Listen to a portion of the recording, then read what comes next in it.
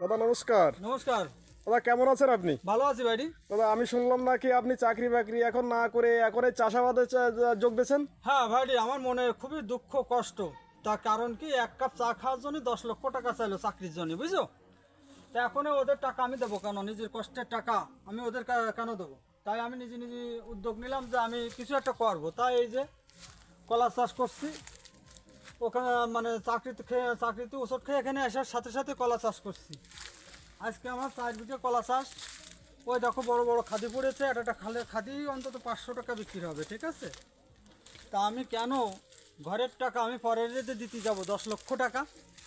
তাই আমি যসমত চাকরি বাদ দিয়ে এখন আমি চাষে নেমে গেছি, বুঝতে পারো ভাইটি? হ্যাঁ, আমি বলি, যারা এই চাকরির স্বপ্ন দেখে, সরকারি বা বেসরকারি যে কোনো চাকরি করার কোনো দরকার নেই ভাই। তুমি ব্যবসায় নামো, যে কোনো একটা জিনিস নিয়ে উদ্যোগ নাও, তুমি সাকসেসফুল হবে ইনশাল্লাহ। তাহলে আপনি এখন ভালো প্রফিট পাচ্ছেন এর থেকে? আশা করি আল্লাহর রহমতে খুব ভালো প্রফিট হচ্ছে। আপনি কি মনে করছেন চাকরি থেকে আপনার এই আছে 100 হ্যাঁ, যাই হোক দাদা, ভালো থাকেন। হ্যাঁ, নমস্কার তোমার ভাই, নমস্কার ভাই। ভালো থেকো।